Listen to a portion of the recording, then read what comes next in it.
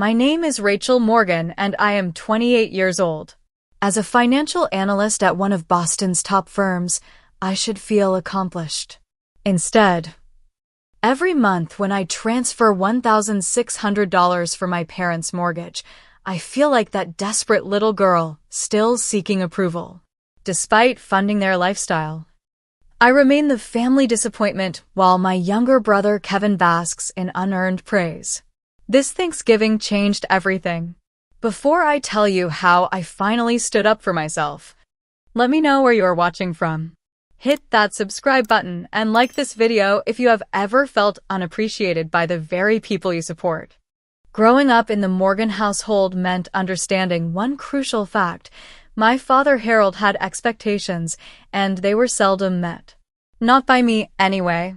From elementary school spelling bees to high school debate competitions, nothing I achieved ever seemed quite good enough. Second place is just the first loser, he would say, examining my trophies with thinly veiled disappointment. My mother Linda was different, but not better. Where Dad was openly critical, Mom was passively dismissive. "That's nice, dear," she would say, barely looking up from whatever magazine featured my brother's football team. Her indifference cut deeper than Dad's criticism. Then there was Kevin, 3 years younger than me. He became the golden child the moment he threw his first perfect spiral at age 7. His mediocre grades were focusing on what really matters, while my straight A's were trying too hard to show off. When he made varsity as a freshman, my parents threw a backyard barbecue. When I was accepted to Harvard with a partial scholarship, I got a nod and a "well, you always did like books." This pattern continued throughout my childhood. I learned to find validation elsewhere, in teachers' praise, in academic achievements, in the quiet satisfaction of knowing I was building something for myself. I threw myself into my studies, determined to create a life where I wouldn't need their approval. College was my escape. At Harvard, I majored in economics with a minor in computer science, graduating with honors. No one from my family attended the ceremony. Kevin had a football game that day.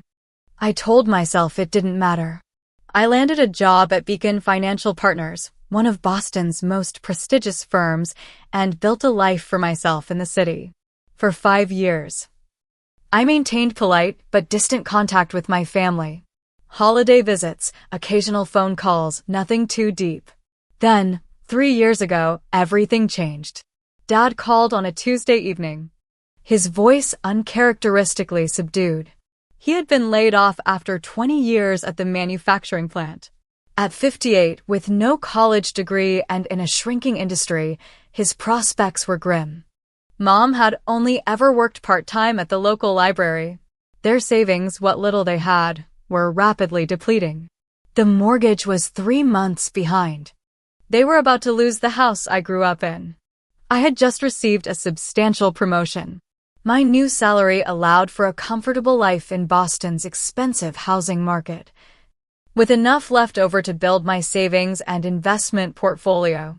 Without hesitation, I packed up my apartment and moved back to my hometown, renting a small place 15 minutes from my parents. I started paying their $1,600 mortgage directly to the bank. I covered utilities, groceries, car insurance, about $800 in additional monthly expenses. "Just until Dad finds something new," Mom had said, squeezing my hand with tears in her eyes. That was 3 years ago. Dad had found part-time work at a hardware store, bringing in barely enough to cover their personal expenses. Mom had picked up more hours at the library, but the mortgage and utilities remained squarely on my shoulders. $9,600 a year, every year, for 3 years. $28,800 in total so far. Did they appreciate it? Not in any way that mattered. Dad still criticized my investment choices. Mom still compared me unfavorably to Kevin, who had moved to Chicago after college and worked in sales for a sporting goods company. He called on holidays, sent birthday cards, but contributed nothing to our parents' financial situation. Yet somehow he remained the perfect son in their eyes. This year, I decided to host Thanksgiving at my apartment. I had recently been promoted again, and my new place had a dining room that could comfortably fit everyone. I invited Mom and Dad, Kevin, and his new girlfriend, Brittany. I spent weeks planning the perfect menu, incorporating Dad's favorite bourbon-glazed ham alongside the traditional turkey, Mom's sweet potato casserole recipe, and even tracking down Kevin's favorite craft beer. The Tuesday before Thanksgiving, I spent $347 at the grocery store, carefully selecting organic produce, a free-range turkey, and premium ingredients for all the sides. As I loaded the bags into my car, I felt a familiar mixture of hope and dread. Hope that this year would be different. Dread that it would be exactly the same. They'll see how much effort you're putting in, I told myself, adjusting the rearview mirror to back out of the parking space. But as I caught my reflection, eyes already tired from anticipatory stress, another voice whispered, "When have they ever?" Thanksgiving morning arrived with the smell of butter and spices already filling my apartment. I had been up since 5, preparing the turkey, chopping vegetables, and organizing my kitchen for maximum efficiency. The dining table was already set with my best dishes, wedding gifts from a marriage that hadn't worked out, but that's another story. Crystal wine glasses gleamed under the soft light of my grandmother's antique chandelier, the only family heirloom I had managed to claim. As I worked, memories of previous Thanksgivings paraded through my mind. Last year at my parents' house, Dad had complained that the turkey was dry while Mom fretted that I was still single at my age. The year before, they had spent dinner talking about Kevin's recent promotion, barely acknowledging that I had just closed the biggest account of my career. And the year before that, Mom had invited my ex-boyfriend without telling me, hoping to help us reconcile. We hadn't spoken in months. My phone buzzed with a text from Amber, my best friend since college. Survival plan in place? Remember what we talked about, boundaries. I smiled, grateful for her concern. Amber had been my rock through years of family drama. She had offered to join us today as moral support, but I had declined.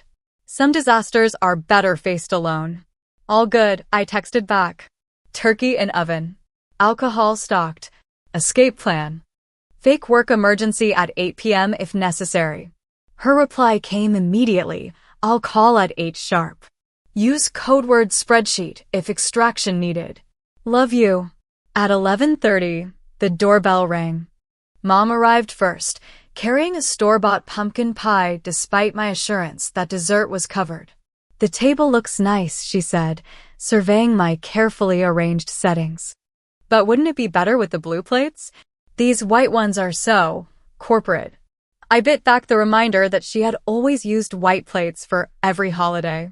Thanks for the pie, Mom. You can put it in the kitchen.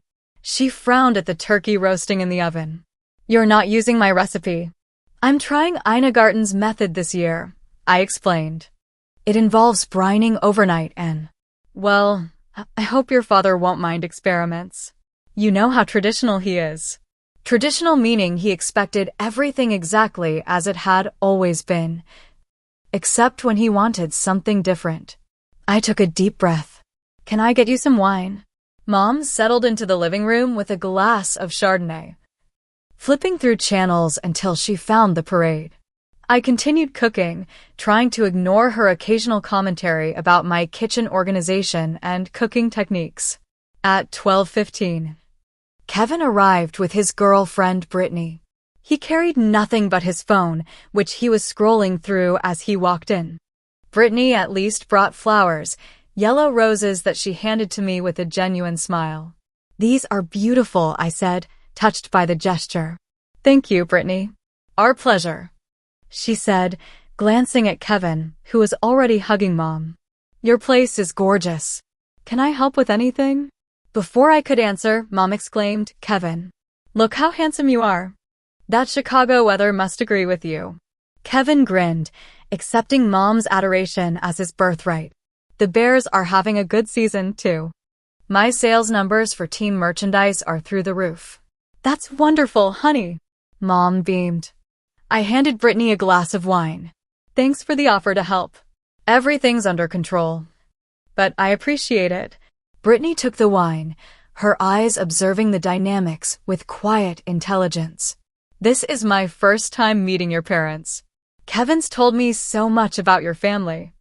I wondered exactly what he had told her. From the sympathetic look she gave me, I suspected more truth than fiction. Dad arrived last at 12:45.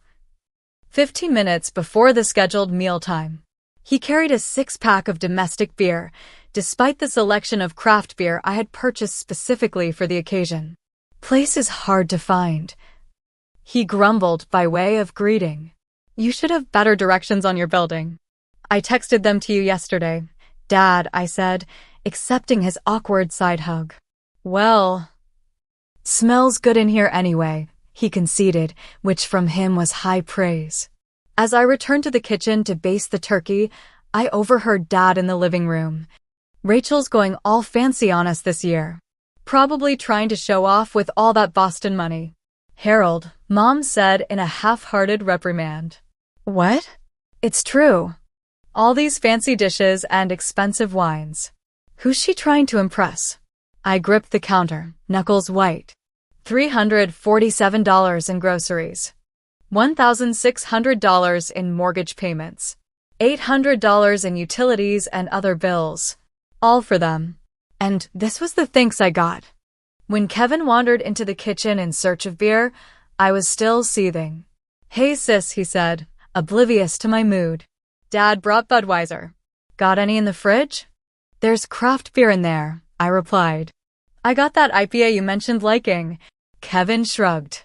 Dad says those fancy beers are just for people who want to feel special. I bit my tongue so hard I tasted blood. Take whatever you want, Kevin.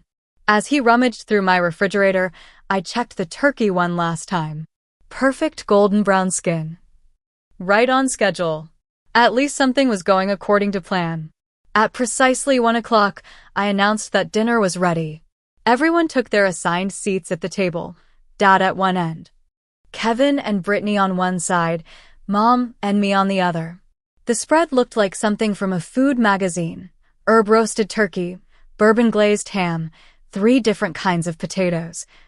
Green bean casserole, homemade cranberry sauce, fresh rolls still warm from the oven. Dad looked at the feast and frowned. Where's the stuffing? It's right here, I said, pointing to the ceramic dish near his elbow. It's cornbread stuffing with sausage and apples. He poked at it suspiciously. Doesn't look like your mother's stuffing. And so it began. Let's say grace, Dad announced, reaching for Mom's hand on one side and Kevin's on the other. We formed our traditional circle, heads bowed. Lord, Dad began. We thank you for this food and for bringing our family together today. We're especially grateful for Kevin making the trip from Chicago to be with us. We thank you for his continued success and for Brittany joining our family circle. We ask your blessing on this meal and on our family bonds, which are more important than any material possessions or worldly success. Amen. My eyes remained closed a beat longer than everyone else's, not in extended prayer, but in disbelief. Not a word of thanks for the meal I had prepared, the home I had provided for the gathering, or the financial support that kept their home from foreclosure. I caught Brittany's gaze across the table, a flash of recognition that told me she noticed too. The turkey looks great, Rachel, Brittany offered as we began passing dishes. Yes, not bad. Mom agreed, in the same tone she might use to praise a child's finger painting. Though I usually leave it in a bit longer. It's perfectly cooked, Brittany countered, slicing into her piece. Moist, but fully done. Did you brine it? Yes, overnight with herbs and citrus, I replied, warming to her genuine interest. Fancy, Dad muttered, helping himself to more ham than turkey. Kevin, already on his second beer, steered the conversation to safer territory. So, Dad, did you watch the Bears game last Sunday?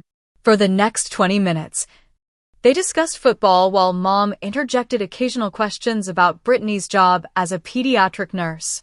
I ate silently, wondering why I had bothered with the organic heirloom vegetables and imported cheeses when no one at the table except Brittany seemed to notice or care. "Rachel, how's work?" Brittany asked during a lull in the sports talk, clearly trying to include me. Before I could answer, Mom jumped in. "Oh, she's still at that financial place. Always working such long hours." She turned to Kevin. "Nothing like your job where you get to meet all those interesting sports people." "Actually," I said, setting down my fork. "I was promoted to senior investment strategist last month. I'm now managing a portfolio worth over $300 million for our top clients." "That sounds impressive," Brittany said. Dad snorted. "Numbers on a computer screen. Not like real work." "My work is very real, Dad," I said, feeling heat rise in my cheeks. "Those numbers represent people's retirements. College funds for their kids, security for their families. And good money for you, I bet," he said. "Which is why I don't understand why you're always complaining about helping your family out a little." The room went silent. Even Kevin looked uncomfortable. "When have I ever complained about helping out?" I asked quietly. "Your mother told me you mentioned the mortgage was due next week." As if we didn't know. I turned to Mom, who suddenly became very interested in rearranging the food on her plate. "I only mentioned it because I needed to transfer the money from my investment account. It takes 2 business days. And with the holiday weekend." "There you go again, always bringing up money," Dad interrupted. "We get it, Rachel. You're successful. You make good money. You help us out. Do you want a medal?" "Harold," Mom murmured, but there was no real objection in her tone. "No, Linda, I'm tired of walking on eggshells. Rachel holds this money over our heads like she's some kind of savior." My hands began to shake. 3 years. $28,800. And not once, had I used it to guilt them or demand their gratitude. "I have never held anything over your heads," I said, my voice trembling slightly. "I help because you're my family and you needed it. And we appreciate it," Mom said quickly. "Don't we, Harold?"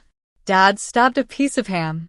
"What I'd appreciate is a daughter who cares about more than her bank account. Family is about loyalty, not dollar signs." "Loyalty?" The word tasted bitter. "I moved back here 3 years ago to help you. I've paid your mortgage, your utilities, your car insurance." Here we go again with the money talk. Dad's voice rose. "This is exactly what I mean. You think because you write some checks, you're entitled to special treatment." "Special treatment?" I echoed in disbelief. "When have I ever received special treatment in this family?" Kevin shifted uncomfortably. "Maybe we should talk about something else."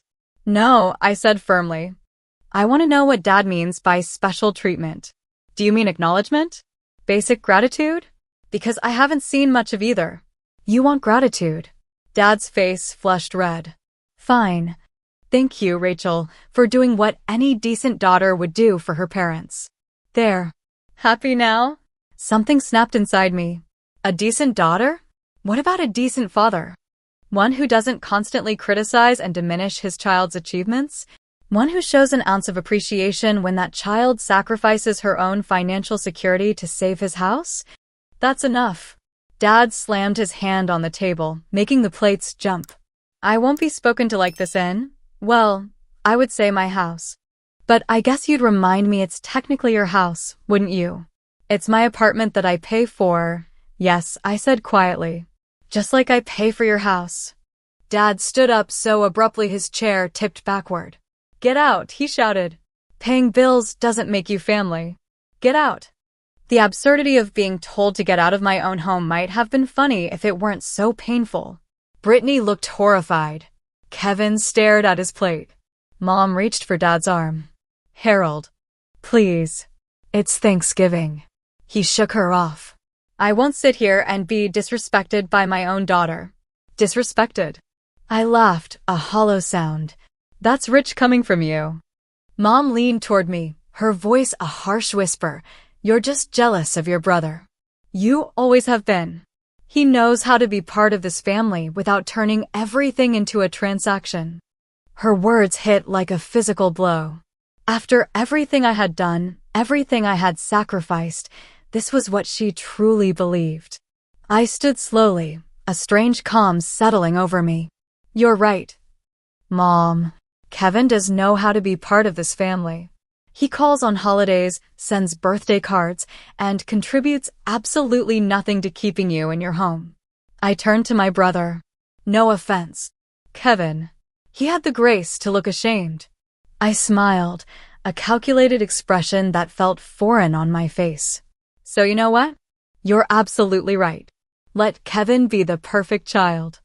Let him take over the mortgage payments and the utilities and everything else. That's $9,600 a year that I'll be keeping from now on. Dad's face paled slightly. Now, Rachel, there's no need to be dramatic. I'm not being dramatic, Dad. I'm being transactional, remember? And this transaction is officially terminated. I walked to the door and held it open. Dinner's over. Please leave. Rachel, Mom began, but I cut her off. Now, all of you. One by one, they filed out. Dad fuming, Mom tearful, Kevin avoiding my eyes.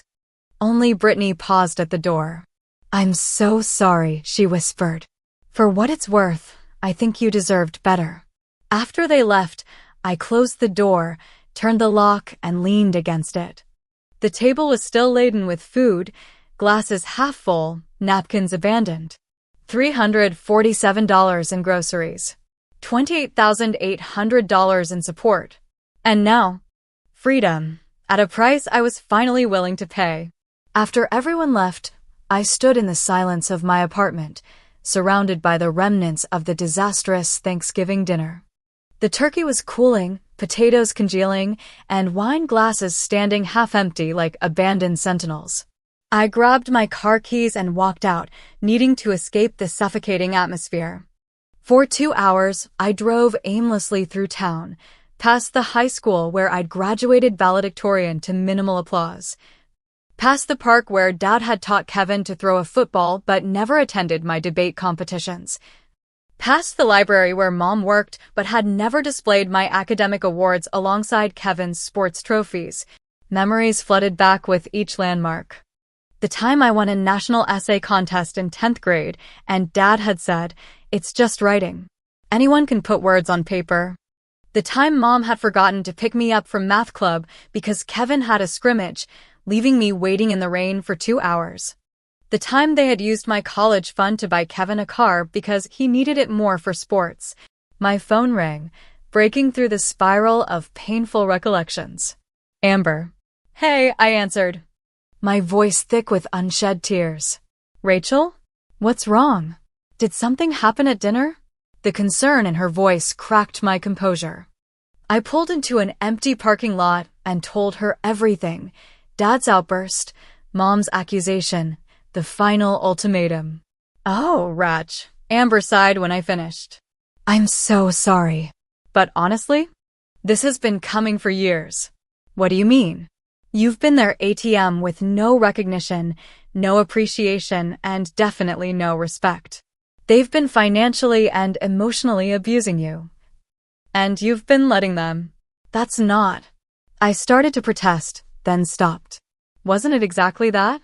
Remember when we talked about enabling toxic dynamics? Amber continued gently. You've been enabling them to treat you badly by continuing to fund their lifestyle while accepting their disrespect. A tear slid down my cheek. So this is my fault. God, no. Their behavior is 100% on them. But continuing to pay their bills while they treat you like garbage? That's a choice you've been making. And you can unmake it. The clarity of her words hit me like a thunderbolt. For 3 years, I had been telling myself I was doing the right thing, the responsible thing, the loving thing. But what kind of love demanded everything and gave nothing in return? You're right, I said, wiping away tears. This ends tonight. What are you going to do? Exactly what I told them. I'm cutting them off. Completely. Are you sure? That's a big step. I started the car. I've never been more sure of anything. I'll call you tomorrow. Driving back to my apartment, I felt a curious mixture of grief and determination. The family I had tried so hard to please, to support, to love despite everything, that family might be lost to me now. But perhaps it had never really existed except in my desperate hopes. Back home, I cleaned up the dining room methodically, wrapping leftovers, washing dishes, restoring order to the physical space while my mind mapped out the financial extrication plan. Once the kitchen was spotless, I sat down at my desk and opened my laptop. First, I logged into my bank account and canceled all automatic payments to the mortgage company, utility companies, and insurance providers associated with my parents' home. Each cancellation required confirmation, asking if I was sure. Yes, yes, yes. Each click felt like breaking a chain that had bound me for too long. Next, I drafted an email to Michael Stevens, my family lawyer. Dear Michael, I am writing to formally document my decision to cease all financial support to Harold and Linda Morgan effective immediately. For the past 3 years, I have voluntarily covered their mortgage payment of $1,600 per month and approximately $800 per month in additional expenses, including utilities and insurance. This arrangement was never contractually established and was intended as temporary assistance during their financial hardship. I am under no legal obligation to continue these payments, and as of today, November 24th, I am terminating all financial support. Please keep this email as documentation of this decision in case of any future disputes. Regards, Rachel Morgan. After sending the email, I texted my parents' landlord, clarifying that I would no longer be responsible for any payments related to their property. The response came quickly. Understood, Rachel. I'll update our records. Just to be clear, December payment will be their responsibility. Yes, I typed back. All future payments are their responsibility. Finally, I logged into the utility company websites and contacted each provider to remove my name and payment information from their accounts. The customer service representative at the electric company sounded sympathetic when I explained the situation. We'll send notification to the account holders that payment information has been changed, she said. They'll have 7 days to update with new payment details before service is affected. Thank you, I replied, feeling a twinge of guilt that I quickly suppressed. They had 7 days. That was fair warning. By midnight, I had dismantled the entire financial structure I had built to support my parents. Nearly $2,400 monthly would now remain in my accounts. The weight of that responsibility lifted, but in its place settled a heavy sadness. Despite everything, they were still my parents.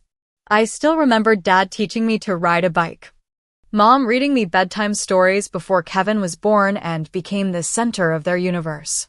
I booked a hotel room for the night, not wanting to be in my apartment if they decided to return. As I packed an overnight bag, my phone exploded with notifications. Text messages from Dad, ranging from furious, "How dare you speak to us like that?" to threatening, "You'll regret this." Voicemails from Mom, alternating between crying and guilt-tripping. Nothing from Kevin yet. I silenced my phone, grabbed my bag, and took one last look around my apartment, the place that should have been my sanctuary but had become another battlefield in the endless war for my parents' approval. Tonight, I was retreating. But this wasn't surrender. This was strategic withdrawal to protect what mattered most, my self-respect. In the hotel room, I took a long shower, letting hot water wash away the stress of the day. Wrapped in the hotel's plush robe, I sat by the window overlooking the town where I'd grown up, where I'd achieved and strived and never quite measured up. Tomorrow would bring consequences, confrontations, perhaps even chaos. But tonight, I had taken the first step toward freedom from a cycle of emotional manipulation that had defined my relationship with my family for as long as I could remember. My phone lit up with a text from Amber. "You okay?" "I will be," I replied. And for the first time in years, I actually believed it. I woke up the next morning to 37 missed calls, 22 voicemails, and 64 text messages. Scrolling through the notifications with one eye still closed, I saw the expected names: Dad, Mom, Kevin. But there were also messages from aunts, uncles, and family friends I hadn't spoken to in months. Word had spread overnight. The first voicemail was from Dad, timestamped 7:14 a.m., his voice tight with controlled anger. "Rachel, this childish tantrum has gone far enough.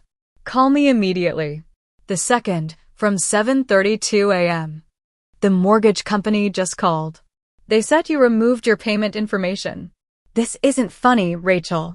By the eighth voicemail, his tone had shifted from anger to panic. "Rachel, please. We need to talk about this. Your mother is very upset." Mom's messages were predictably manipulative. "How could you do this to us after everything we've done for you? And I didn't raise you to be this selfish, and finally, I'm not feeling well from all this stress. I hope you're satisfied." I deleted them all without responding and ordered room service breakfast. While waiting for my food, I checked my email. Michael Stevens had replied to my late-night message. "Rachel, thank you for documenting this decision. You are correct that you have no legal obligation to continue financial support for your parents. As your lawyer, I must advise you that while they could theoretically attempt legal action claiming an implied contract or detrimental reliance, such claims would be extremely difficult to prove given the voluntary nature of your assistance.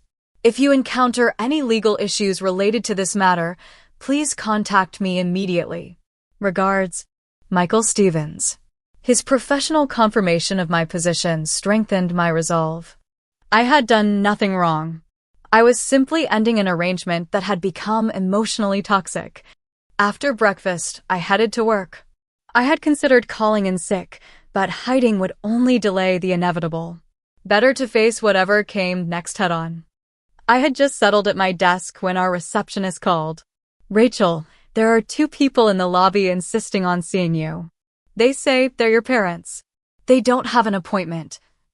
And they seem agitated." My stomach dropped, but I kept my voice steady. "Please tell them I'm in meetings all morning and can't be disturbed. If they don't leave voluntarily, please call security." "Are you sure?" "They're saying it's a family emergency." "I'm sure. There's no emergency except the one they've created." "Thank you, Diane." 20 minutes later, my boss Jennifer knocked on my office door. "Rachel, do you have a minute?" I looked up, bracing myself. "Of course." Jennifer closed the door behind her. Security just escorted 2 people from the building who claimed to be her parents. They were causing quite a scene in the lobby. Her expression was concerned, but not accusatory. "Is everything okay?" For a moment, I considered a professional deflection. "Everything's fine. Just a misunderstanding." But Jennifer had always been straightforward with me, and I decided to return the courtesy. "No, it's not okay. My parents and I had a significant falling out yesterday. I've been financially supporting them for 3 years. And yesterday I informed them that support is ending. They're not taking it well." Jennifer nodded slowly. "I see. I'm sorry you're dealing with that. Do you need some time off?" Her simple question, free of judgment or prying, brought unexpected tears to my eyes. "No, thank you. Work is actually a good distraction right now." "All right. But the offer stands if you change your mind." She turned to leave, then paused. "And Rachel? I've instructed security not to allow them into the building again without your explicit permission. This is your workplace, and you have the right to do your job without that kind of disruption." "Thank you," I managed, touched by her support. By lunchtime, Kevin had finally texted. "Mom and Dad are freaking out. They say you cut them off completely? Is that true?" I took a deep breath before responding. "Yes. I'm done being the family ATM while being treated like I don't matter." His reply came quickly. "But what about their mortgage? The utilities? What about them, Kevin?" "I've paid them for 3 years. Maybe it's your turn." "You know I can't afford that." I'm barely making enough to cover my own expenses. Then I guess they'll need to figure something out. Sell the house. Downsize. Get better jobs. The options adults normally consider when they can't pay their bills. That's cold, Ratch. Is it? Funny. No one thought it was cold when I was sacrificing my financial future to support them while getting nothing but criticism in return. Kevin didn't respond for several minutes.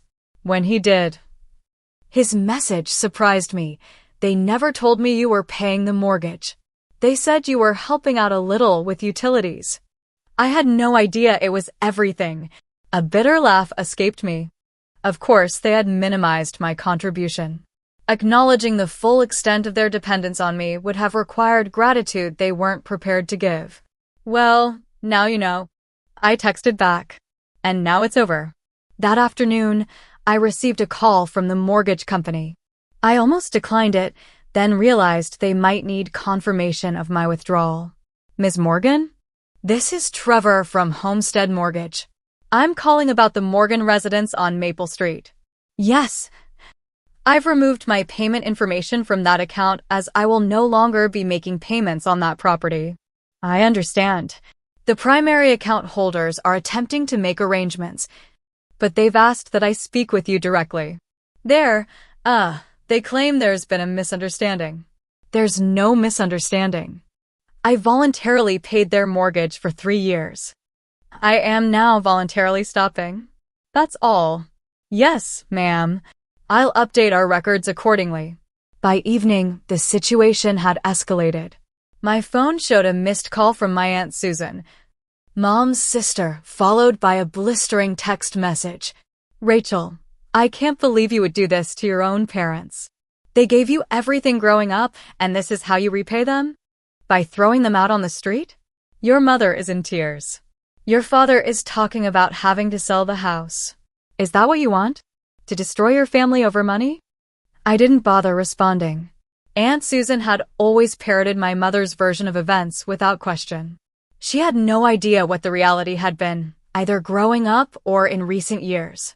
As I drove home from work, I spotted a familiar car parked in front of my apartment building, Dad's old blue Ford. I kept driving, circling the block twice until the car was gone. They were clearly trying to ambush me at home now. I needed a better plan than hotel hopping. Just as I finally parked in my designated spot, my phone rang with an unknown number. Hello? Rachel? It's Brittany, Kevin's girlfriend. I got your number from his phone. Brittany? Is everything okay? Not really. I'm calling because, well, I think you should know what's happening. Your parents showed up at your apartment earlier. When you didn't come home, your dad tried to use his key. His key? He doesn't have a key to my apartment. That's what the neighbor said when he came out and asked what they were doing. Your dad claimed he was your father and had a right to enter. The neighbor called the police.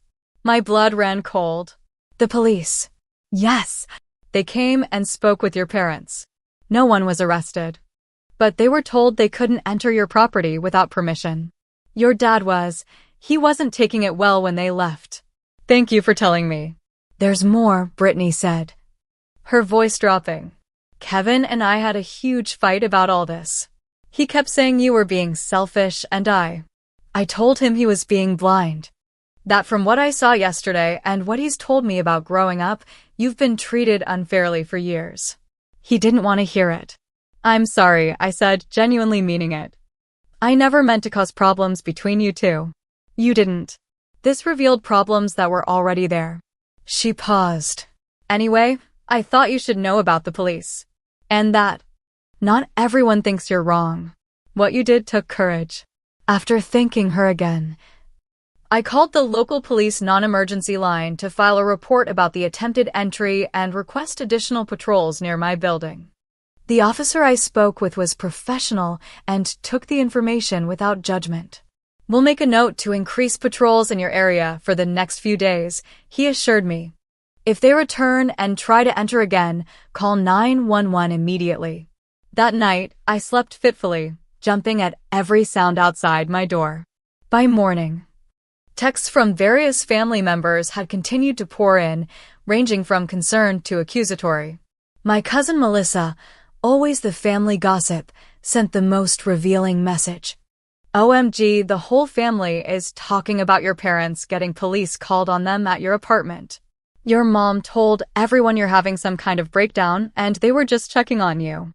What is actually happening? I decided to reply to this one with simple facts. I stopped paying their bills after years of financial and emotional abuse. They tried to enter my apartment without permission when I wasn't home. A neighbor called the police. I'm not having a breakdown.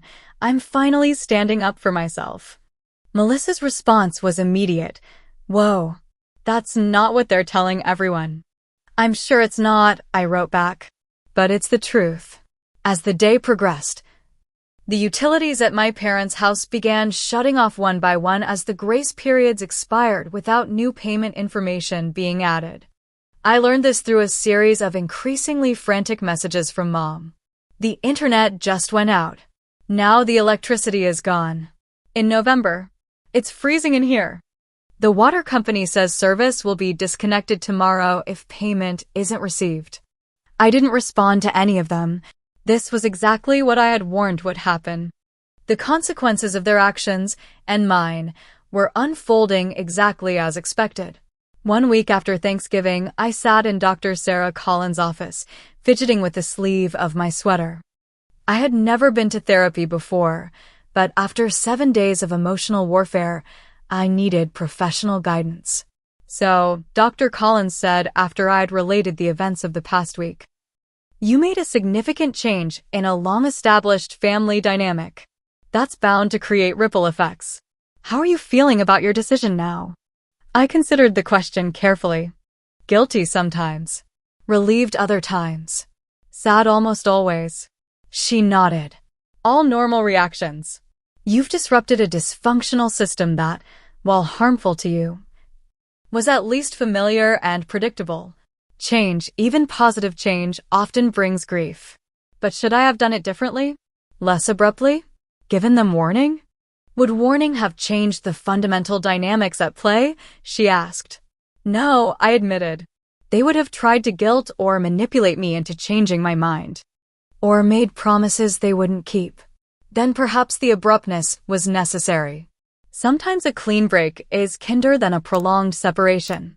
We continued talking, exploring the patterns that had defined my relationship with my parents, the role I had played in maintaining those patterns, and strategies for setting and enforcing boundaries moving forward. By the end of the session, I felt more grounded, more certain that I had made the right choice, however painful. As I was leaving, Dr. Collins said something that stayed with me. Remember, Rachel. Reconciliation may be possible someday, but it requires change on both sides, not just yours. Don't accept responsibility for healing a relationship that others aren't willing to examine honestly. Outside the office, I checked my phone to find an unexpected message from Kevin. Can we meet for coffee? Just us. No parents, no drama. We arranged to meet at a cafe downtown. Neutral territory far from both our parents' home and my apartment. Kevin arrived looking tired, the circles under his eyes suggesting he hadn't been sleeping well either. Thanks for coming, he said as we sat with our drinks. You look terrible, I replied, not unkindly. He attempted a smile. Yeah, well, it's been a rough week. For everyone, I agreed. Kevin stared into his coffee. I broke up with Brittany. I'm sorry to hear that. Don't be. She was right about a lot of things. He looked up at me, including how unfairly you've been treated. This was not what I had expected. Go on. After everything blew up, I started thinking about growing up. Really thinking. Not just the highlight reel mom and dad always focus on. And I realized, you got a raw deal, Ratch. They were always harder on you, always expected more, always gave less. I benefited from that. And I never said anything. No, you didn't, I said, unwilling to make this easier for him. I should have. I'm sorry. He took a deep breath. But that's not why I wanted to meet. I wanted to tell you that I've taken over the utility payments. Not the mortgage yet. I really can't swing that on my salary, but I'm covering electric, water, internet. And I told them they need to figure out the mortgage themselves. I blinked in surprise. You did? Yeah, they didn't take it well. Dad said I was choosing you over family. He gave a bitter laugh.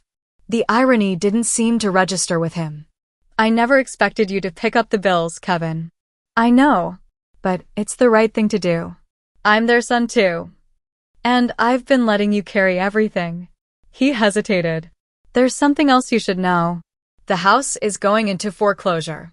They're 3 months behind on the mortgage already. What? But I've been paying it. Kevin looked uncomfortable. Apparently they've been taking cash advances on credit cards for other expenses. They're pretty deep in debt beyond just the mortgage. The revelation hit me like a physical blow. All those years of sacrifice, of putting my own financial future on hold to keep them afloat.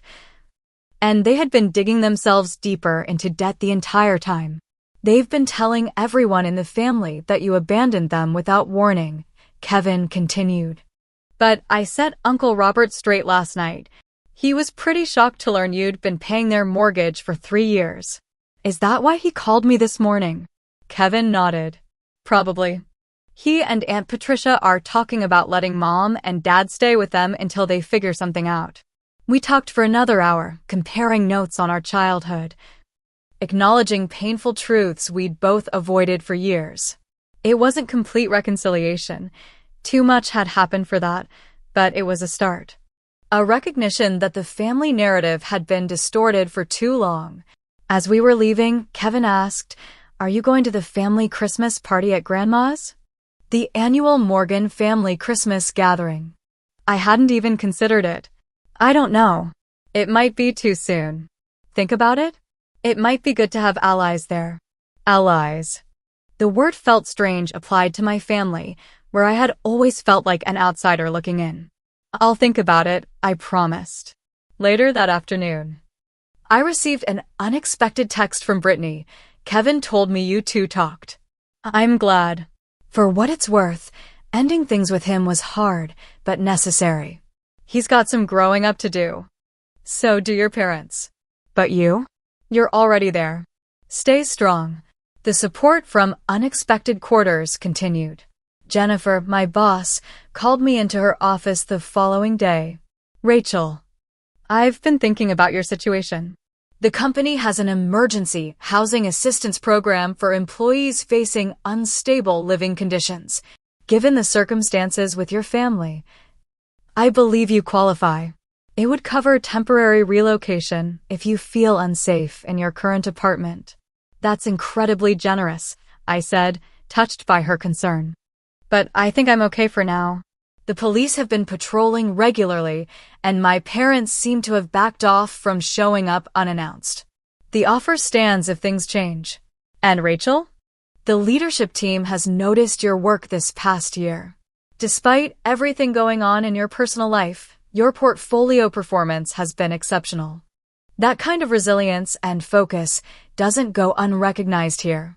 Her words meant more than she could know, professional recognition based solely on merit, not tempered by comparison to a golden child or diminished by arbitrary standards I could never meet. Not everyone was so supportive, of course. 3 days later, I ran into my mother at the local grocery store. I had been avoiding their neighborhood, but had never expected to see her across town at the store near my apartment.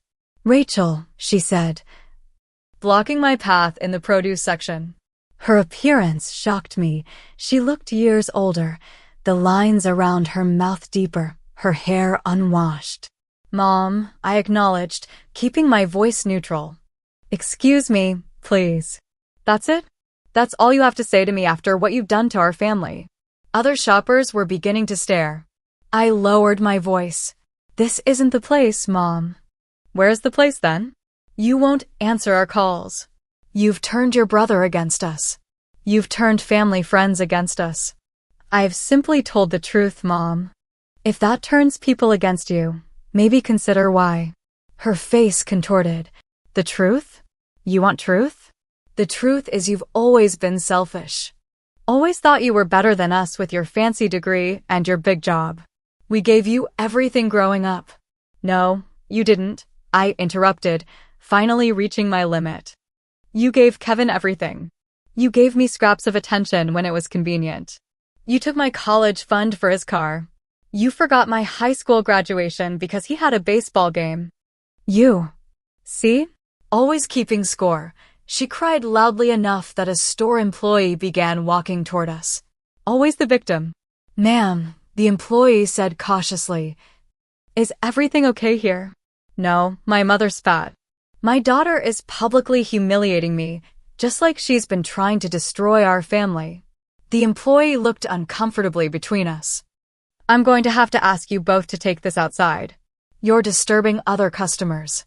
I was just leaving, I said, abandoning my half-filled cart. As I walked away, my mother called after me. This isn't over, Rachel. Families don't just end because one person decides to walk away. Her words followed me to the parking lot, where I sat in my car, hands shaking on the steering wheel. She was right about one thing. This wasn't over. The confrontation had been recorded on someone's phone, and by evening, the video was circulating among local social media groups. Financial analyst publicly berated by mother in Thompson's grocery, read one post.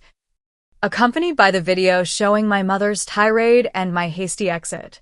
Colleagues sent concerned messages. Friends I hadn't spoken to in years suddenly reached out, curious about the family drama now playing out semi-publicly. The boundary between my professional reputation and personal life, a line I had always carefully maintained, was blurring dangerously. That weekend, I attended my first holiday party of the season at Amber's apartment, surrounded by friends who knew me, valued me, and expected nothing from me except my company. As we decorated gingerbread houses and drank mulled wine, I felt a glimmer of what holidays could be without the weight of familial obligation and disappointment. To chosen family, Amber toasted, raising her glass. The people who love us because they want to, not because they have to. To chosen family, we echoed, and in that moment, surrounded by genuine warmth and acceptance, I understood that I hadn't lost a family. I had found one worthy of the name. 3 months after the Thanksgiving disaster, winter was reluctantly giving way to early spring. Tiny buds appeared on the trees lining my street, promising renewal after months of dormancy. It felt appropriate for my own life, which was also showing tentative signs of new growth after the emotional winter I had endured. My weekly sessions with Dr. Collins had become an anchor, helping me process the complex grief of family estrangement. Grief. I had questioned initially, but no one died. Grief isn't just about death, she explained. It's about loss. You've lost the family you hoped for, the relationships you worked to maintain, and the fantasy that things might somehow improve if you just tried hard enough. That deserves to be mourned. So I mourned, for the supportive parents I had never had, for the brother who had been set against me from childhood, for the years spent seeking approval that was always just out of reach. And gradually, the mourning gave way to acceptance, and acceptance to a tentative sense of peace. The practical consequences of my decision had unfolded as expected. My parents' house was now deep in foreclosure proceedings, the formal notices piling up as the bank prepared to reclaim the property. Kevin had maintained the utility payments, true to his word. But the mortgage was far beyond what either of us had realized. Years of hidden debt had created a financial hole too deep to escape without drastic measures. Uncle Robert and Aunt Patricia had offered my parents temporary housing in their guest room, an arrangement that Kevin reported was already showing signs of strain. Dad refuses to look for anything beyond part-time work, he told me during one of our now regular coffee meetings. Says at his age, he shouldn't have to start over. Uncle Robert disagrees. And Mom? I asked, still cautious when discussing our parents directly. She's taken more hours at the library. And he hesitated, she's been asking about you. What about me? How you're doing? If you seem okay. If you ever mention them. Kevin stirred his coffee. I think reality is finally setting in that this isn't just a phase you're going through. It's not, I confirmed. This is permanent unless some fundamental things change. I know. I told her that. He looked up. She asked me to give you this. He handed me an envelope. My name written on the front in my mother's familiar handwriting. I took it cautiously, as if it might bite. You don't have to read it now, Kevin said. Or ever. But she asked me to deliver it. I slipped the letter into my purse, unsure whether I would open it at all. Dr. Collins had warned me about being pulled back into old patterns through guilt or manipulation, and a letter seemed like a perfect vehicle for either. Later that night, alone in my apartment, curiosity overcame caution. I opened the envelope and unfolded 2 pages of stationery. Dear Rachel. It began. I don't know if you'll read this. Kevin says he'll give it to you, but I understand if you throw it away unopened. I would, in your position. That's what I've been thinking about lately. Your position. For the first time, I've been trying to see things from your perspective. It's not comfortable. I don't like the mother I see through your eyes. Harold doesn't know I'm writing this. He's still angry, still blaming you for everything. I was too, at first. It was easier than looking at my part in all this. The truth is, I've never been fair to you. I favored Kevin from the moment he was born.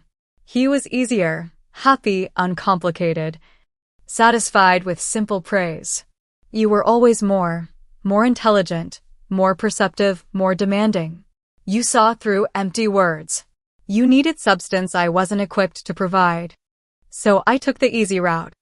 I poured my limited emotional resources into Kevin and left you to fend for yourself. Then I convinced myself you were fine that way. Independent, self-sufficient. I told myself you didn't need the attention Kevin did. I was wrong. I'm not asking for forgiveness. I'm not even asking for another chance. I just wanted you to know that I see it now, too late. But I see it, the damage we did. The daughter we lost because we couldn't appreciate the remarkable woman she became. We're moving in with my sister in Arizona next month. The house will be gone by then. It's for the best. Too many ghosts there anyway. I hope you're well. I hope someday we might talk again, though I understand if that never happens. Mom. I read the letter 3 times, searching for the usual manipulations, the guilt trips, the subtle jabs. They weren't there. Instead, I found something I had never expected from my mother: accountability. Limited, belated, but real. I didn't respond immediately. Instead, I brought the letter to my next therapy session where Dr. Collins helped me process my complicated reactions. This seems like a significant step for your mother, she observed. But remember, one letter doesn't erase years of behavior. If there's to be any reconciliation, it would need to be gradual, with clear boundaries and consistent change over time. I'm not sure I even want reconciliation, I admitted. Part of me feels lighter without them in my life. That's valid too. You're not obligated to rebuild relationships simply because you share DNA. The question is what serves your well-being now and going forward. What served my well-being turned out to be continuing the separation while acknowledging my mother's letter with a brief, civil response. Mom, thank you for your letter. I appreciate the reflection it represents. I'm not ready for further communication at this time, but I wish you well in Arizona. Rachel. Short. Neither warm nor cold, leaving the door neither fully closed nor wide open. It was all I could honestly offer. With Kevin, things continued to improve gradually.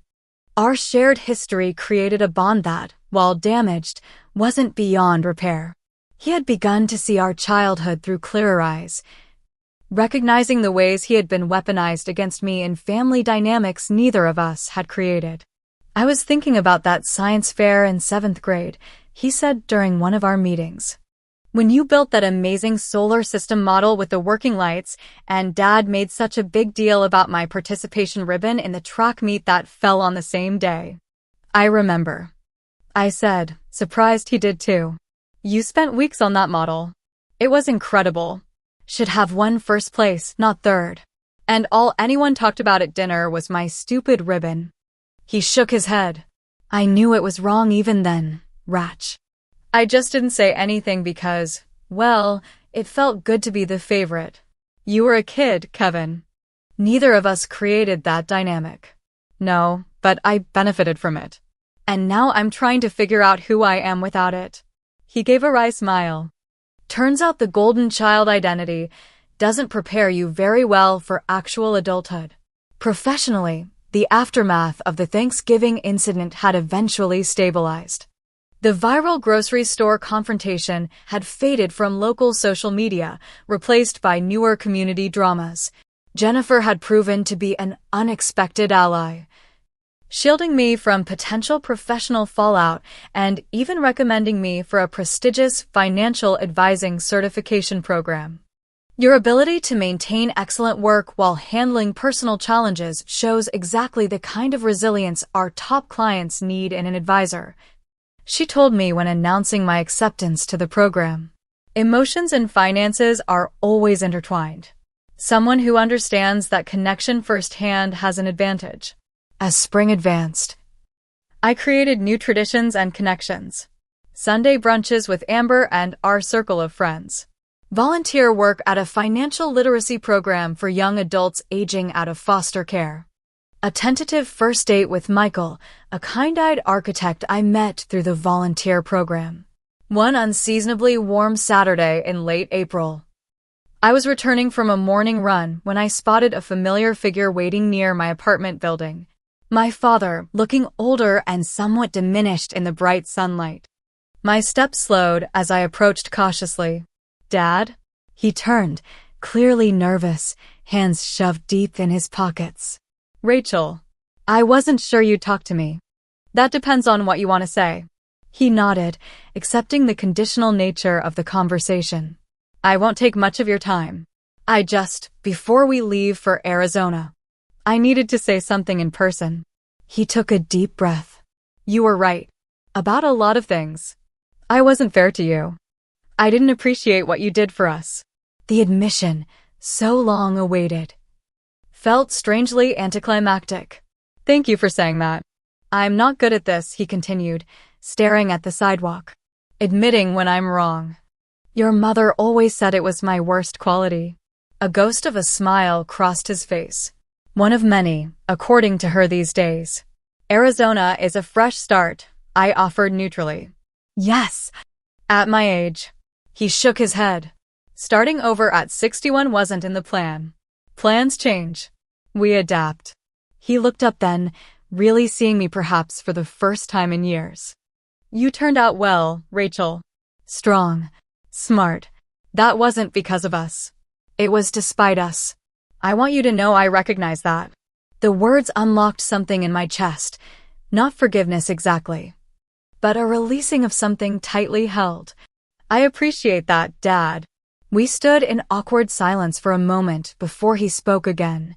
We're leaving next week. Your mother has the address.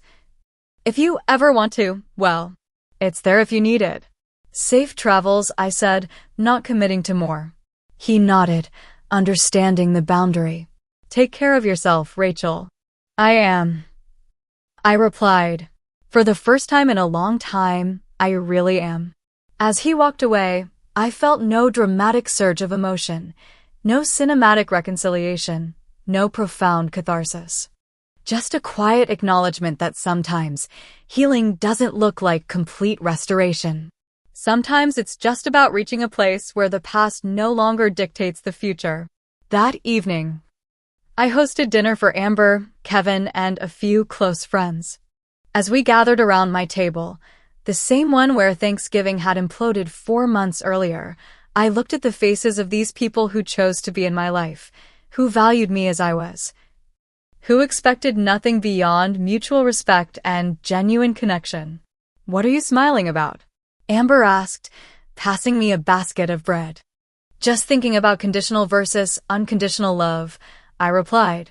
All my life, I thought family love was supposed to be unconditional, but it came with so many conditions I could never meet. And here, with friends, where we could walk away at any time, this feels more unconditional than anything I grew up with.